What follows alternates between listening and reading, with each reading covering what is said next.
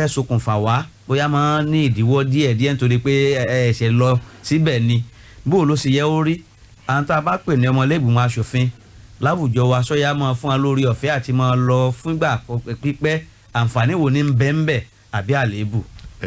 ẹ ṣe olóòtú ṣe rí àkọ́kọ́ tí mo kọ́kọ́ mọ̀ ni wípé a ní nǹkan kan tó ń pè ní ranking tí wọ́n bá kó nǹkan 10 lẹ́sìn tí èèyàn 5 bá wà ní yàrá yẹn tó bá jẹ́ 3 ni ó jẹ́ ranking àwọn ranking yẹn ni ó kọ́kọ́ mú nínú tó wà ńlẹ̀ àwọn tí ó dẹ̀ jẹ́ àwọn èèyàn tó wà ní constituency wọn ló máa benefit jù nínú tán bá mú yẹn so àǹfààní pọ̀ rẹpẹtẹ nínú wípé kí èèyàn jẹ́ ranking member tẹ́ ẹ̀ bá dẹ̀ padà lẹ́lẹ́ẹ̀kejì ranking first term náà ni ẹ jẹ́ junior member. ọwọ́ ẹ̀yìn gan lẹ máa jókòó sí. bẹ́ẹ̀ ni.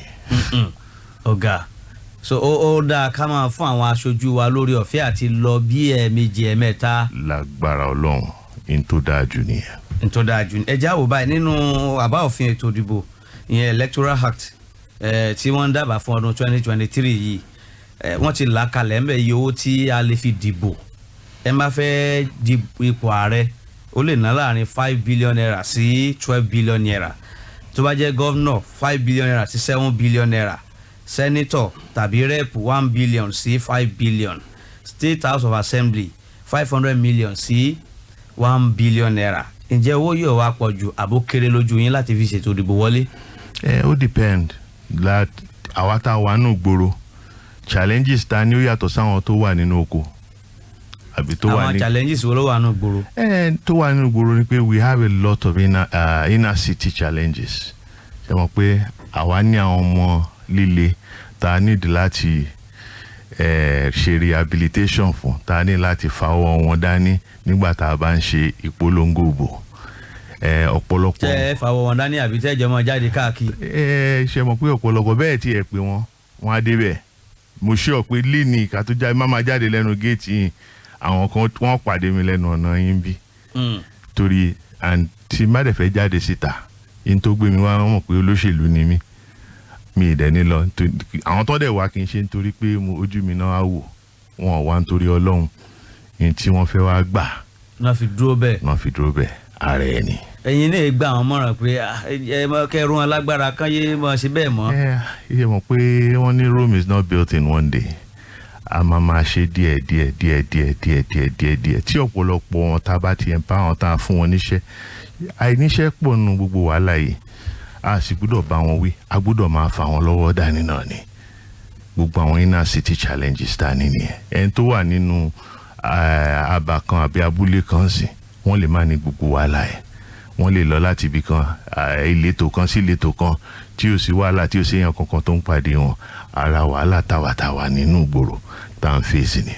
ẹ wá wo owó tá à ń sọ yìí ẹ máa fẹ́ lọ fún senate àbí rep 1 billion naira owó kékeré kọ́. inflation gan ti bà owó jẹ́. ó túmọ̀ sí pé ẹni tí ó bá jẹ́ òtòṣì kò lè dé ipò kankan Nàìjíríà kò sí bí ìwà rẹ̀ ṣe lè dáa tó kọ́ mọ̀wé torí ẹ̀ fẹ́ pé bí kàsí nǹkan kò lè dé ipò àṣẹ. ẹlẹgbẹ́ pé owó là ń jẹ́ ń sìn ni bẹ́ẹ̀ bá mú 1,000 naira dání sí kí ni 1,000 naira rà. 1 billion wá sí òkè nù Nàìjíríà báyìí. mi ò sọ pé dandan kéèyàn ná 1 billion èmi mọ̀ kí mi ò ná 1 billion láti dìbò ṣùgbọ́n èmi sọ fún yín pé inflation and the rate tí nǹkan fi ń wọ́n sí tabala fẹ́ jáde lọ́nsìn tabara epo sọ́kọ̀ 3 4 èló la fi ń repo tẹ́lẹ̀ bí a 2,500 3,000 epo ń sì ti ń wọ 11,000 láti fi repo sọ́kọ̀ tí táyà mọ́tò kan bá fọ́ǹsì táyà tẹ́ ń ra ní 8,000 10,000 tẹ́lẹ̀ ẹ̀ ná 40 something thousand 50 something thousand láti ra táyà èló là ń ra ọkọ̀ tá a fi ń ṣe ìpolongo òbò tẹ́lẹ̀ bí a ti wọn bá máa ra ọkọ̀ 2 million 3 million ó ti rà tẹ́ bá fẹ́ ra ọkọ̀ ọ̀sẹ̀ ẹ̀ máa sọ̀rọ̀ 14 million 15 million ara gbogbo ẹ̀ ní inflation rate dollar rate àwọn tó wà ní center à ń bẹ̀ wọ́n àwa náà wà nù wọn gbogbo àwọn policies tí executive wa make tí ó ràn wá lọ́wọ́ ààrẹ náà wà nù ẹ̀. ẹ wàá rí i pé owó tá a fi ń dìbò ti pọ̀ jù Nàìjíríà ìhàwó lẹ́kọ̀ọ́ sọ̀rọ̀ dìbò kí n ṣe bẹ̀ ká máa háwó léèyàn lọ́wọ́ nígbà bá fẹ́ dìbò kó lè dìbò fún ni. èmi ò fọwọ́ sí. ṣé bí èèyàn bá wọlé tẹ̀yàn gan ó lè ṣe dáadáa sílùú padà. ẹ wo gbóró wo èmi ń ṣe dáadáa lábẹ́ ọ̀gá wa engineer Olúwaṣeyì Abíọ́dún ọmọ Mákindé. ibo lẹ dì í sẹ Sam dákọ Ṣèyí Mákindé látàárọ̀ ibo lẹ dì í sí. ọmọ ológo nù tí èèyàn bá how many G. ọmọ ológo nù GGG GSM ọmọ ológo ni ó ń ṣe dáadáa púpọ̀ tẹ bá wò gbòòrò ẹ rí i pé láti challenge wa ń bí gan ẹlẹ́tì máa rí ọwọ́jà ọ̀gá wa ẹ wo gbogbo gbòòrò wa ṣe tọ́nà sí ẹ wo school ní Ìbàdàn South West North West bí almost 40 schools tẹ bá wọ bẹ̀ ẹ rí àwọn furnitures tá a ti kó síbẹ̀ ní abẹ́ àkóso tèmi o. ẹ̀yin lẹ facilitate síbẹ̀. sí gbogbo àwọn furniture tí private school ní ó wà ní àwọn public school. ẹ dákọ̀ school 5. mo lè dárúkọ St Michael tó wà lápáta CKC odò ọ̀nà St Patrick